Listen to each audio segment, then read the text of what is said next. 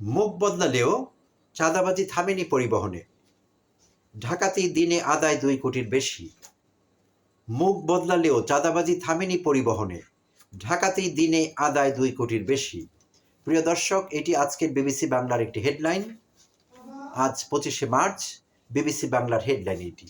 এবং গতকালও interestingly BBC Bangla এই পরিবহন চাঁদাবাজির উপর আরেকটি রিপোর্ট গতকালই করেছিল, যেখানে হেডলাইন ছিল আগে চাঁদা দিতাম একজন রে, এখন দেওয়া লাগে 4-5 জন রে। গতকালও ছিল এরকম একটি হেডলাইন বিবিসি বাংলায়। আজও তারা ফলো আপ করেছেন আরেকটি রিপোর্টে, আর হেডলাইন ছিল মুখ বদলালেও চাঁদাবাজি থামেনি পরিবহনে, ঢাকাতে দিনে আদায় 2 কোটির বেশি। তো প্রিয় দর্শক, আওয়ামী লীগের টানা 1.5 দশকের শাসনামলে পরিবহন সেক্টরে একটি শক্তিশালী সিন্ডিকেট ছিল, আর সেই সিন্ডিকেট গত 15-16 বছর ধরে পরিবহন সেক্টরে হাজার হাজার কোটি টাকার চাঁদাবাজি করেছে। এইটি আমাদের জানা আছে, আমরা যারা খোঁজখবর রাখি আমরা জানি। আর সেই ভোগান্তি কিন্তু পোহাতে হয়েছে জনগণের, যাত্রীদের। কারণ পরিবহন সেক্টরে চাঁদাবাজি মানে বাস ভাড়া বৃদ্ধি, ট্রাক ভাড়া বৃদ্ধি, পরিবহনের সার্বিক কস্ট বৃদ্ধি, আর সেই কস্টিং কিন্তু জনগণের কাঁধে এসেছে, যাত্রীদের কাঁধে এসেছে।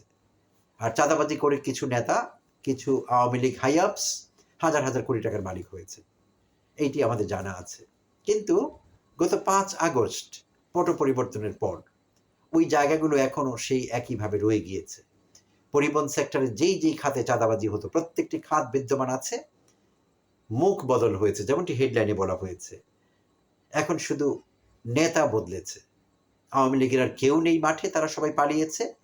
বিএনপির বিভিন্ন স্তরের নেতাকর্মী সেই জায়গা দখল করেছে। বিবিসি ডিটেইলে রিপোর্টটি করেছে, অত্যন্ত ডিটেইলড একটি রিপোর্ট, যেহেতু 2 দিন ধরে রিপোর্টটি হচ্ছে, গতকালও হয়েছে, আজও হয়েছে, ডিটেইলড একটি রিপোর্ট।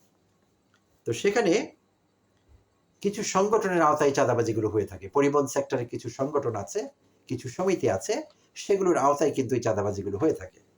আর মালিক শ্রমিকদের 3টি প্রধান সংগঠন আছে বিবিসি রিপোর্ট থেকে যেটি জানা গিয়েছে। এই 3টি সংগঠনের একটি হলো বাংলাদেশ সড়ক পরিবহন মালিক সমিতি, দ্বিতীয়টি হলো ঢাকা সড়ক পরিবহন মালিক সমিতি, তৃতীয়টি হলো বাংলাদেশ সড়ক পরিবহন শ্রমিক ফেডারেশন।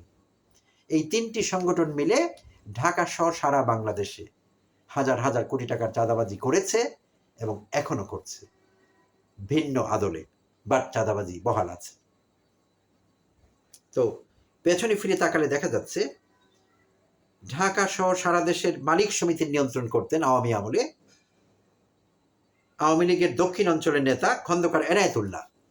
খন্দকার এনায়েতুল্লাহর নাম অনেকেই জানি আমরা, যার নামের আদ্যক্ষর দিয়ে এনা পরিবহন, ঢাকা ময়মনসিংহ রুটে এনা পরিবহন নামে অসংখ্য বাস, কয়েকশো হতে পারে, চলাচল করতো আগে। এখন দেখা যাচ্ছে না, কারণ তারা রাজনৈতিক পট পরিবর্তনের কারণে সম্ভবত নাম পাল্টে অন্য কোনো মাধ্যমে চলাফেরা করছে বা অন্য রুটে।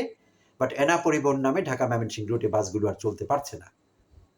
বর্তমান যারা দায়িত্বে আছেন, বিএনপি নেতৃস্থানীয় পরিবহনের দায়িত্ব যারা নিয়েছেন, টেক ওভার করেছেন, তারা এটা আর হতে দিচ্ছেন না। সে এনায়েতুল্লাহ বা এনার বাসগুলো আর চলছে না। সে এনায়েতুল্লাহ 4 বার বাংলাদেশ সড়ক পরিবহন মালিক সমিতির মহাসচিব ছিলেন, ফর 4 কনসিকিউটিভ টার্মস, পরপর 4 বার মহাসচিব ছিলেন তিনি, প্রায় আওয়ামী পুরোটা আমলে। এবং একই সঙ্গে সাধারণ সম্পাদক ছিলেন, সভাপতি ছিলেন জাতীয় পার্টির মশিউর রহমান। তাকে আর দেখা যাচ্ছে না। 5 আগস্টের পর তারা দুজনেই পালিয়ে আত্মরক্ষা করেছেন, তারা এখন পালিয়ে আছেন, আত্মগোপনে আছেন। তো এই বিবিসি রিপোর্ট থেকে যা জানা যাচ্ছে, এখন যে চাঁদাবাজিটা হচ্ছে বর্তমানে, তাতে বলা হয়েছে ইস্কাটনে যে ঢাকা সড়ক পরিবহন মালিক সমিতির যে অফিস আছে, 5 আগস্টের পর সেই অফিসটি দখল করে নিয়েছে বিএনপির বিভিন্ন অঙ্গ সংগঠনের নেতারা। আর সেখানে তারা লোকজন পাঠিয়ে বিভিন্ন জায়গায় সেট আপ দিয়ে যেভাবে চাঁদাবাজি করছেন, তাতে করে প্রায় প্রতিদিন 2 কোটির বেশি শুধু ঢাকা শহরেই চাঁদা আদায় হচ্ছে। আর ঢাকা শহরে রয়েছে বিভিন্ন টার্মিনাল এবং স্ট্যান্ড, সেই সব কিছু মিলিয়ে এই চাঁদাগুলো আদায় হচ্ছে। স্ট্যান্ড থেকে, বাস স্ট্যান্ড থেকে এবং টেম্পো স্ট্যান্ড থেকে, টার্মিনাল থেকে, সাদাবাদ, গাবতলী, এরকম মহাখালী যতগুলো বড় টার্মিনাল আছে সবগুলো থেকে চাঁদাবাজি হচ্ছে। হাজার হাজার বাস থেকে চাঁদাবাজি হচ্ছে, ট্রাক থেকে চাঁদাবাজি হচ্ছে, টেম্পো স্ট্যান্ড আছে, বিভিন্ন জায়গায় লেগুনা স্ট্যান্ড আছে, সেগুলো থেকেও চাঁদাবাজি হচ্ছে। একটি সিন্ডিকেট, সোজা কথা আগের সেই সিন্ডিকেট বহাল আছে, জায়গায় আছে। বর্তমানে একটু আগে যেটা বলছিলাম যে আওয়ামীরা বিদায় হয়েছে, এখন কারা আছে সেখানে? বর্তমানে সমিতির সভাপতি হিসেবে আছেন এফবিসিসিআই পরিচালক হাজী আলাউদ্দিন। এনায়েতুল্লাহ বিদায় হয়েছেন, এখন হাজী আলাউদ্দিন টেক ওভার করেছেন। আর মহাসচিব হিসেবে দায়িত্ব পালন করছেন মহাসচিব হিসেবে কুমিল্লা উত্তর বিএনপির আহ্বায়ক সাইফুল ইসলাম। তারা সেই মশিউর রহমান আর এনায়েতুল্লাহ এনার জায়গা দখল করেছেন। মিস্টার সাইফুল ইসলাম সম্প্রতি ঢাকা সড়ক পরিবহন মালিক সমিতিরও সাধারণ সম্পাদক নির্বাচিত হয়েছেন এবং বিএনপি পন্থী আরেকজন সাধারণ সম্পাদক হয়েছেন এম এ বাতেন, বিএনপি নেতা। আর পরিবহন শ্রমিকদের সবচেয়ে প্রভাবশালী যে সংগঠনটি বাংলাদেশ সড়ক পরিবহন শ্রমিক ফেডারেশন, এর নেতৃত্বে আওয়ামী আমলের পুরোটাই ছিলেন নৌ মন্ত্রী শাহজাহান খান, সদা হাস্যোজ্জ্বল সরল মনের মানুষ, যিনি এখন গ্রেপ্তার অবস্থায় আছেন, কারাগারে আছেন, আদালতে দৌড়দৌড়ি করছেন, সেই শাহজাহান খান। তিনি ছিলেন সড়ক পরিবহন শ্রমিক ফেডারেশনের নেতা। তার নেতৃত্বে এই সড়ক পরিবহন শ্রমিক ফেডারেশনের হাজার হাজার কোটি টাকা চাঁদাবাজি হয়েছে গত 15-16 বছরে। তবে সেই জায়গায় তিনি এখন আর নেই, সেই জায়গাটি দখল করেছেন বিএনপি পন্থী আব্দুর রহিম বক্স এবং সাধারণ সম্পাদক হুমায়ুন কবির খান।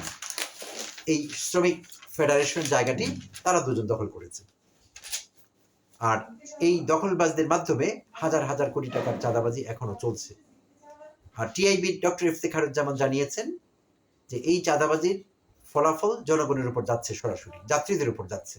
এই যে বাস ভাড়া বৃদ্ধি নিয়ে আমরা প্রায় কথা বলি, যাত্রীরা আফসোস করেন, বাস মালিকদের সঙ্গে শ্রমিকদের সঙ্গে, ড্রাইভারদের সঙ্গে যাত্রীদের বচসা হয় প্রায়, যেটা কিনা হাতাহাতি মারামারিতে রূপ নেয়। সে একটি কারণ এই এক্সট্রা টাকাটা তারা ভাড়া বাড়িয়ে দিয়ে জনগণের উপর চাপিয়ে দিয়ে সেটি করে থাকেন। কারণ বাসের মালিকরা, সাধারণ যারা বাসের মালিক, নেতাদের কথা বলা হয়েছে, তারা তো টাকা চাঁদাবাজি করে তারা আত্মসাৎ করছেন, পাচার করছেন, যা ইচ্ছে তাই করছেন। বাট হাজার হাজার সাধারণ মালিক রয়েছেন যারা নেতৃস্থানীয় না, যারা কোনো রাজনীতি করেন না, তারা নিরীহভাবে চাঁদা দিয়েই চলেছেন। তো তাদেরকে এই যে চাঁদা দিয়ে এক্সট্রা খরচ তারা করছেন, এই খরচটা ভাড়া বাড়িয়ে দিয়ে অলিখিতভাবে তারা ড্রাইভারকে, কন্ডাক্টরকে বলে দেন যে টাকা বাড়িয়ে নিতে হবে, যাত্রীদের কাছ থেকে ভাড়া বাড়িয়ে নিতে হবে, নিয়ে ওই যে চাঁদাবাজির খরচটা তারা ওইভাবে পোষান। আর ভিকটিম হচ্ছে আমরা, জনগণ, যাত্রীরা। তো এই ব্যবস্থা দিন যা চলছে সেটা অনন্তকাল ধরে চলতে পারে না। অন্তর্বর্তীকালীন সরকার, আমরা রিপোর্ট থেকে যেটা জানতে পেরেছি, অন্তর্বর্তীকালীন সরকার বিভিন্ন কমিটি গঠন করেছেন। এখন ফয়জুল করিম খান, যিনি উপদেষ্টা আছেন পরিবহন সেক্টরে, তিনিও বলছেন যে কিছু তদন্ত হয়েছে, সেটা সরকারি গোয়েন্দা সংস্থার মাধ্যমে হয়েছে এবং অন্যান্য মাধ্যমে হয়েছে। তো সেই তদন্তে জানা গিয়েছে যে এখন চাঁদাবাজির সঙ্গে যারা জড়িত তারা বিএনপির নেতৃস্থানীয় লোক। পরিষ্কার রিপোর্ট, দুটো রিপোর্ট সেখানে পাওয়া গিয়েছে, গোয়েন্দা দপ্তরের রিপোর্ট। তো সেখান থেকে বলা হয়েছে বিএনপির লোকেরা এখন চাঁদাবাজিগুলো করছে, আওয়ামী লীগের কেউ আর এখন মাঠে নেই, থাকার কথা না।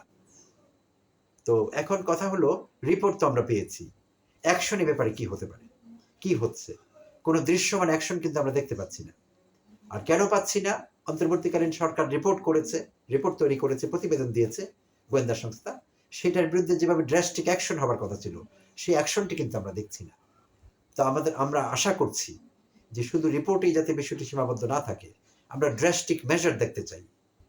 দৃষ্টান্তমূলক ব্যবস্থা নিতে হবে চাঁদাবাজদের বিরুদ্ধে, সে যেই হোক না কেন, যত বড় নেতাই হোক, যেই পার্টিরই হোক, দৃষ্টান্তমূলক ব্যবস্থা নিতে হবে, যাতে ভবিষ্যতে কেউ চাঁদাবাজি করতে সাহস না পায় এবং যাত্রীরা এই অবস্থা থেকে মুক্তি পায়। ধন্যবাদ সবাইকে, ভালো থাকবেন।